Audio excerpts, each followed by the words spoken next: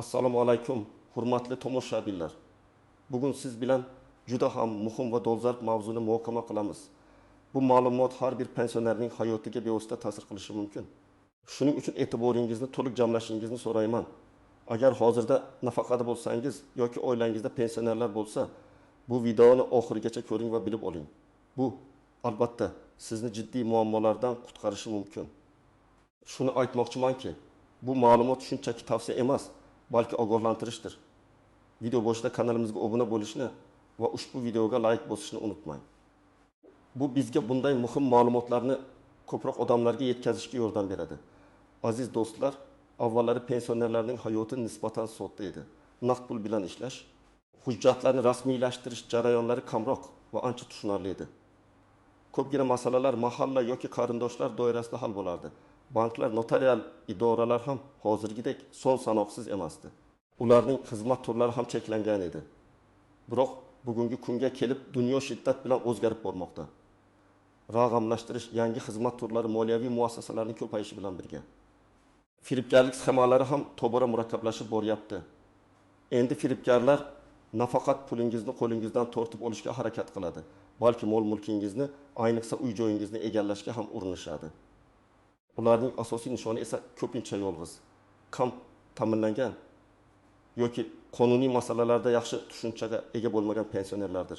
Ular har xil bahonalar bilan, masalan, sizga g'amxo'rlik qilish, qo'shimcha nafaqa ta'minlash, kommunal to'lovlarni optimallashtirish yoki uy-joyingizni ta'mirlashda yordam berish kabi jozibador takliflar bilan chiqishadi. Aslida esa ularning maqsadi faqat sizning mol-mulkingizni o'zlashtirish yoki sizni qandaydir shartnomalar orqali shaxsiy huquqlaringizdan mahrum qilishdir.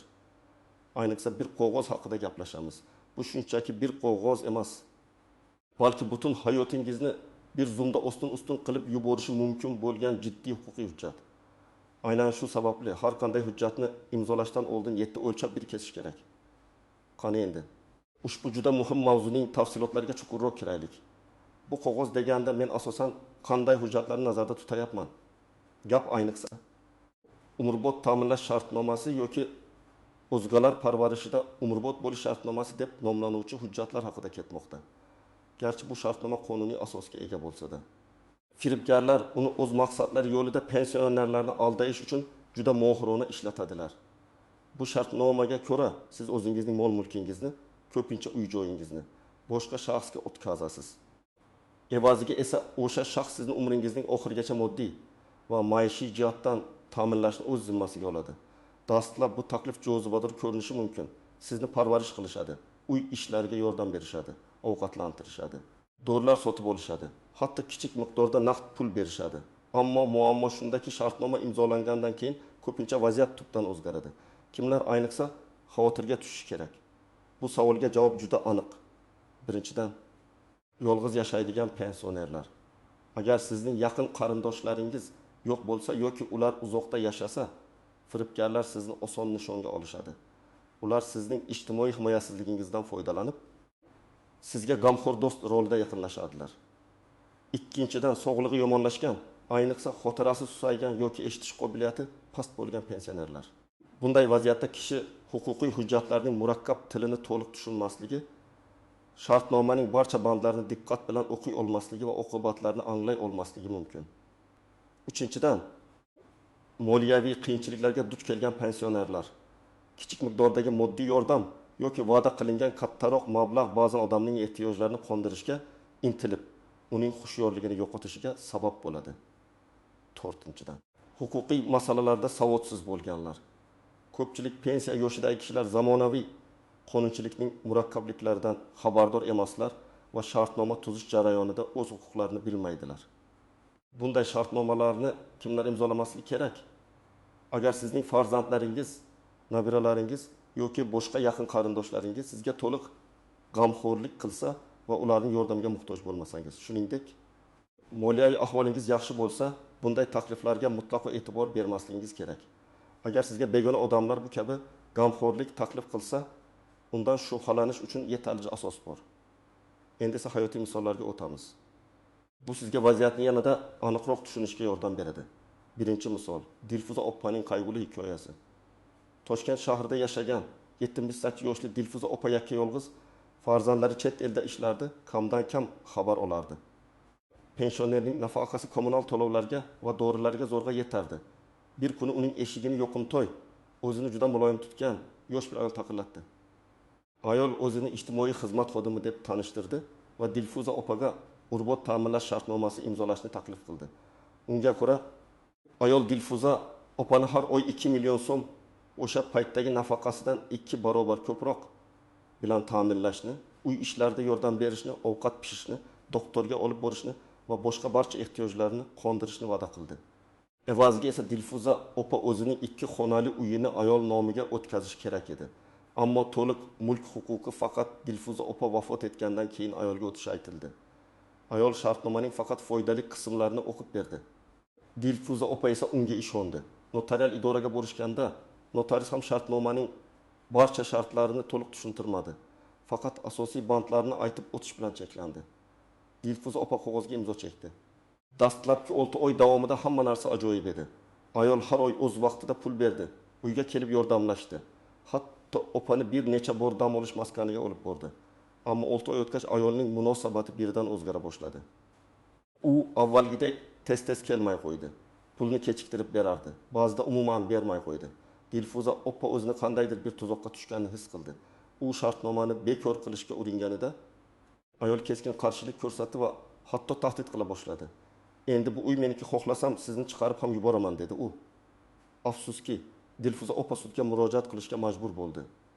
Uzoq davom etgan sud jarayonlari, yuridik xarajatlar uni holdan to'ydirdi va nihoyat sud shartnoma bo'yicha ayol o'z majburiyatlarini to'liq bajarmagan deb topdi. Ammo Dilfuza opa bu jarayonda juda ko'p asabiylik, pul va salomatligini yo'qotdi. Eng yomoni, bunday vaziyatda ko'p pensionerlar umuman hech narsaga erisha olmaydi. Chunki sudlarda ta'minotning yetarlicha bo'lmaganini isbotlash juda murakkab jarayondir. Ikkinchi misol, amaki Sobirning ochiq tajribasi. Qashqadaryo viloyatidan 75 yoshli Sobir amaki o'zining kichik hovlisida yolg'iz yashar edi. Uning yagona daromadi nafaqa edi. Uning qishloq joylashuvi tufayli shaharda yashaydigan oilasi kamdan kam kelardi. Bir kuni unga o'zini qishloqni obod qilish jamg'armasi vakili deb tanishtirgan 2 kishi keldi.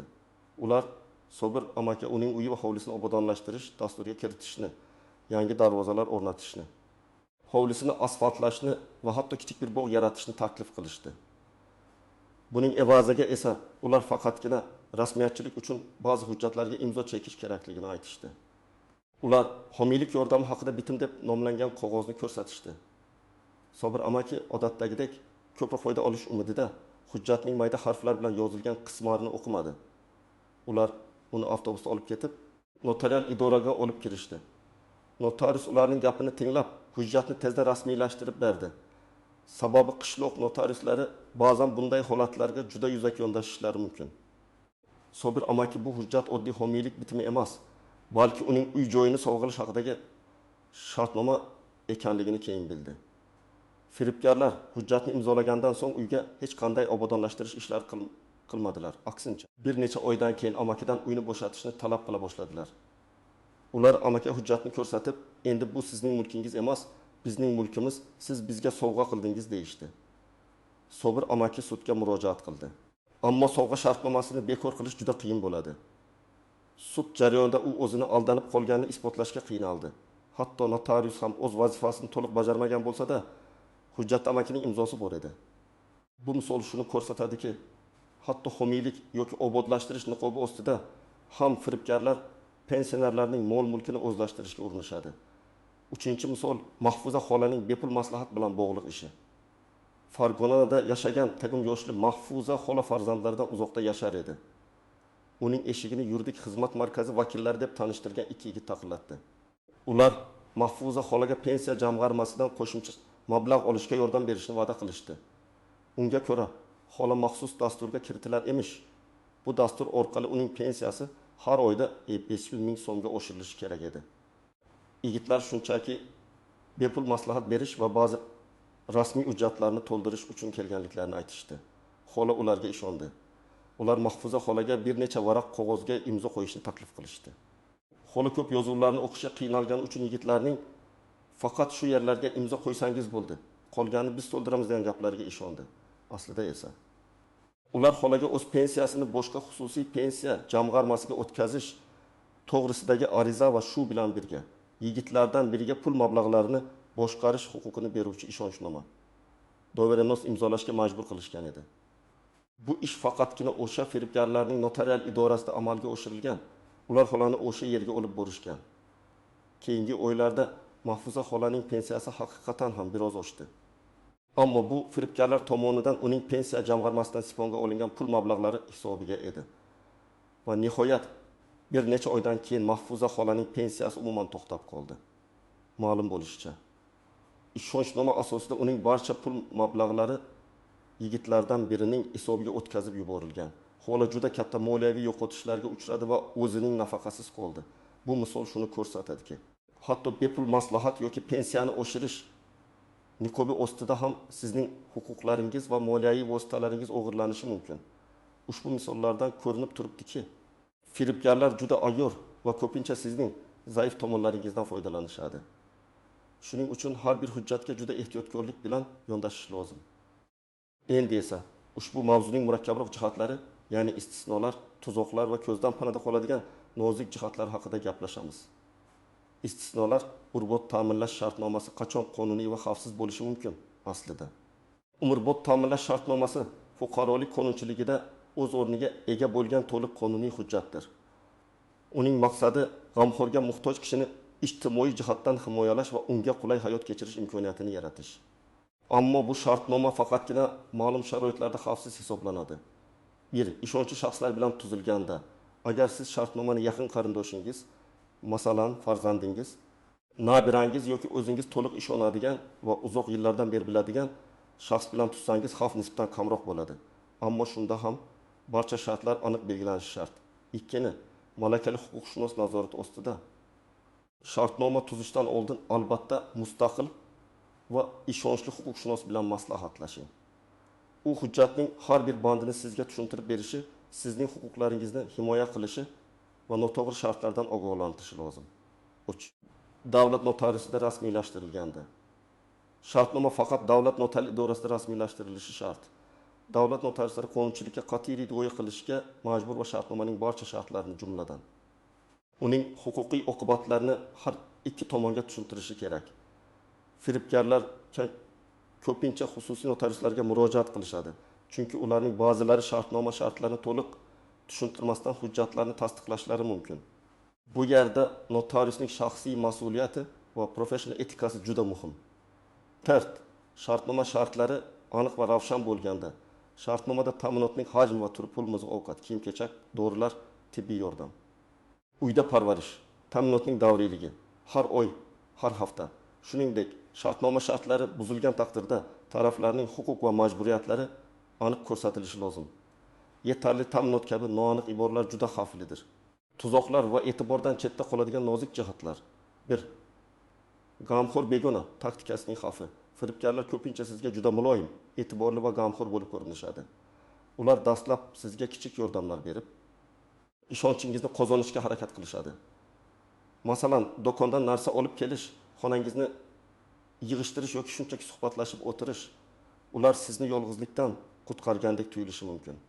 Ammo bu shunchaki sizni tuzoqqa ilintirish uchun ishlatiladigan manipulyatsiya usulidir.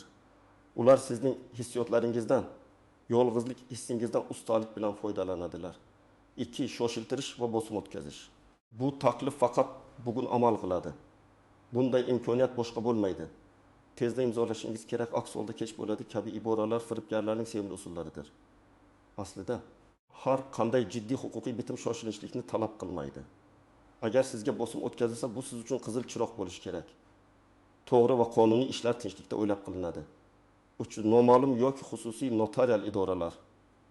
Firibgarlar ko'pincha o'zlarining ishonchli notariuslariga ega bo'lishadi. Ular sizni o'zlari tanlagan notarial idoraga olib borishadi. U yerda notarius shartnomaning nozik jihatlarini to'liq tushuntirmasligi yoki hatto firibgarlar bilan til biriktirgan bo'lishi mumkin. Siz har doim davlat notarial idorasiga o'zingiz borishni talab qilishingiz kerak. 4. Vaziyatning o'zgarishi va majburiyatlarni bajarmaslik. Hatto shartnoma dastlab qonuniy ko'ringan bo'lsa ham, keyinchalik g'amxo'rlik qiluvchi shaxs o'z majburiyatlarini bajarmasligi mumkin. uning ahvoli o'zgarishi, moliyaviy qiyinchiliklarga duch kelishi yoki shunchaki sizga g'amxo'rlik qilishni istamay qolishi mumkin. U sizni kasal bo'lganingizda tashlab ketishi, dorilaringizni olib kelmasligi yoki umuman yo'q bo'lib qolishi mumkin. Bu holda siz shartnomani bekor qilish uchun sudga murojaat qilishga majbur bo'lasiz. Ammo sud jarayonlari uzoq, qimmat va asabni qaqshatuvchi bo'ladi. Eng asosiysi, ta'minot yetarli bo'lmaganini isbotlash juda murakkabdir. Siz oziq-ovqat cheklari, dori cheklari, tibbiy yordam ko'rsatilgani yoki ko'rsatilmaganini tasdiqlovchi hujjatlar kabi dalillarni to'plashga majbur bo'lasiz. Bu pensioner uchun juda og'ir yukdir. 5. Notariusning roli. Notarius har doim shartnomaning mohiyatini va uning huquqiy oqibatlarini har ikki tomonga tushuntirishi shart. Agar notarius shartnomaning barcha bandlarini sizga tushuntirmasa, sizning savollaringizga to'liq javob bermasa yoki sizni shoshiltirsa, bu ogohlantiruvchi belgi bo'lishi kerak. Notariuslar ham o'z vazifalarini to'liq bajarmaganliklari uchun javobgarlikka tortilishi mumkin. 6. Og'zaki va'dalarning xavfi. Hech qachon og'zaki va'dalarga ishonmang. Hujjatga shuni yozmadik, ammo men sizga albatta yordam beraman. Bu shunchaki rasmiyatchilik. Sizga yordam berishdan maqsadim kabi gaplar faqatgina sizni aldash uchun aytiladi. Barcha kelishuvlar faqatgina yozma shaklda shartnoma bandlarida aniq aks ettirilishi shart. Sudda og'zaki va'dalar hech qanday yuridik kuchga ega bo'lmaydi. 7. Kichik harf bilan yozilgan qism. Ko'pincha muhim shartlar, ayniqsa siz uchun noqulay bo'lgan shartlar hujjatning kichik harflar bilan yozilgan qismida beriladi. Har doim barcha qismlarni, hattoki eng kichik yozuvlarni ham diqqat bilan o'qing. Agar o'qishga qiynalsangiz, yaqinlaringizdan yordam so'rang yoki kattalashtiruvchi oyna ishlating. 8. Mulk huquqini darhol yo'qotish. Ko'pgina umrbod ta'minlash shartnomalarida mol-mulk huquqi ta'minlovchiga darhol o'tishi belgilanadi. Ammo bu mol-mulkni tasarruf etish huquqi faqat siz vafot etganingizdan keyin amalga oshadi. Bu shuni anglatadiki, siz uyingizning egasi bo'lib qolsangiz ham uni sota olmaysiz, hadya qila olmaysiz yoki garovga qo'ya olmaysiz. Va ba'zida firibgarlar shartnomani shunday tuzishadiki, mulk huquqi darhol ularga o'tadi va ular o'sha zahotiyoq uyingizni sotib yuborishlari mumkin. Keyin esa sizni ko'chaga haydab yuborishadi. Bu murakkab tuzoqlardan himoyalanish uchun juda ehtiyotkor bo'lish. Har qanday shubhali taklifga shubha bilan qarash va hech qachon shoshilmaslik kerak. Hurmatli pensionerlar, endi eng muhim qismga yetib keldik, amaliy tavsiyalar. Agar sizga shu kabi g'amxo'r takliflar bilan murojaat qilishsa, nima qilishingiz kerak? Qaysi joylarga murojaat etish lozim? Qanday hujjatlarni to'plash kerak va nima yozish kerak? Barcha savollaringizga aniq javob beraman. Birinchi va eng muhim qo'ydi. Hech qachon mustaqil huquqiy maslahat olmasdan turib biron bir hujjatga imzo chaqamang. 1. Shubhali taklifni rad eting yoki vaqt talab qiling. Agar sizga begona odamlar uy-joyingiz, pulingiz yoki boshqa mulkingiz bilan bog'liq har qanday shartnomani imzolashni taklif qilsa, zudlik bilan rad javobini bering. Agar ular qattiq turib olsa, men buni oilam bilan maslahatlashishim kerak. Men huquqshunos bilan gaplashishim kerak deb ayting va hech qanday holatda shoshilmang. Haqiqiy va shaffof bitimlar hech qachon shoshilinchlikni talab qilmaydi. 2. Yaqin qarindoshlaringizni yoki ishonchli do'stlaringizni jalb qiling. Agar sizning farzandlaringiz, nabiralaringiz, jiyanlaringiz yoki boshqa yaqin qarindoshlaringiz bo'lsa, ularga vaziyatni tushuntiring. Ulardan maslahat so'rang va hujjatlarni birgalikda o'rganing. Agar siz yolg'iz bo'lsangiz, mahalla qo'mitasidagi ishonchli vakillar bilan maslahatlashing. Ular sizga yordam berishga majbur. O'tib davlat notarial idorasiga murojaat qiling. Agar sizga qandaydir shartnoma imzolash taklif qilinsa, siz o'zingiz tanlagan davlat notarial idorasiga borishingiz kerak. Hech qachon sizni g'amxo'rlik qiluvchi shaxs taklif qilgan notariusga bormang. Davlat notariusida shartnomaning barcha shartlarini batafsil tushuntirishni talab qiling. Hujjatning har bir bandini tushunmaguningizcha hech narsa imzolamang. Notariusdan hujjatning nusxasini olishni ham unutmang. 4. Mustaqil huquqshunos yoki yurist maslahatidan foydalaning. Notarial idoraga borishdan oldin yoki hatto hujjat loyihasi qo'lingizda bo'lsa, uni mustaqil huquqshunosga ko'rsating. Toshkentdagi yuristlar xizmati markazi yoki hududiy adliya boshqarmalari huzuridagi yuridik yordam markazlariga murojaat qilishingiz mumkin. Ba'zi nodavlat notijorat tashkilotlari ham pensionerlarga bepul yuridik yordam ko'rsatadi.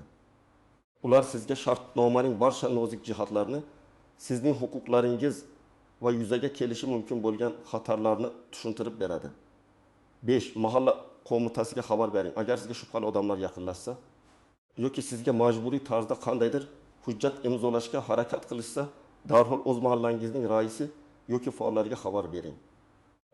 Mahalla qo'mitasi a'zolari sizni himoya qilishga va tegishli organlarga murojaat qilishga yordam beradi. 6. Ijtimoiy himoya xizmatlariga murojaat qiling. Har bir tumanda aholining ijtimoiy himoya qilish bo'limlari mavjud.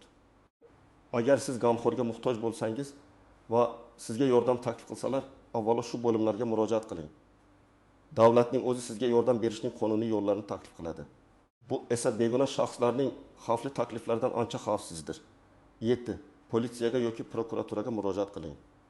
Agar sizga nisbatan firibgarlik harakatlari amalga oshirilayotganini sezsangiz yoki sizni majburlab biron narsani imzolashga urinishsa, darhol 112 raqamiga qo'ng'iroq qiling yoki eng yaqin politsiya bo'limiga murojaat qiling. Shuningdek, siz prokuratura organlariga yozma ariza bilan murojaat qilishingiz mumkin. Qanday hujjatlarni to'plash kerak va nima yozish kerak? Agar siz allaqachon shubhali hujjatni imzolagan bo'lsangiz yoki sizni imzolashga undashsa, hujjatning har qanday nusxasini, hatto loyihasini ham oling. Firibgarlar ko'pincha sizga nusxa bermaslikka harakat qilishadi. Agar berishmasa, bu ularning g'arazli niyatlari borligining yana bir ishorasi. Firibgarlarning ismlari, familiyalari, telefon raqamlari, avtomobil raqamlari, agar ularning mashinasida olib ketilgan bo'lsangiz, ularning tashkiloti nomi kabi ma'lumotlarni yozib oling. Agar sizni notarial idoraga olib borgan bo'lsalar, o'sha notarial idoraning manzilini va notariusning ismini eslab qoling. Agar sizga pul yoki boshqa moddiy qiymat berilgan bo'lsa, bu haqda kvitansiyalarni saqlab qo'ying. Shikoyat yoki ariza yozishda barcha ma'lumotlarni, firibgarlarning ismlarini, qanday takliflar bilan murojaat qilganliklarini, sizni qanday aldaganliklarini batafsil yozing. Sanlar va joylarni aniq ko'rsating. Agar guvohlar bo'lsa, ularning ismlarini va aloqa ma'lumotlarini ham kiriting. Qog'ozga imzo chekishda sizga bosim o'tkazilgani yoki shartnoma shartlari to'liq tushuntirilmaganini aniq ta'kidlang. Barcha mavjud hujjatlarning agar bor bo'lsa, nusxalarini arizaga ilova qiling. Eng asosiysi, yolg'izlikka berilmang va yordam so'rashdan uyalmang. Sizning hayotingiz va mulkingiz siz uchun juda qadrli. Aziz tomoshabinlar, bugungi videoda juda jiddiy va og'riqli mavzuni muhokama qildik.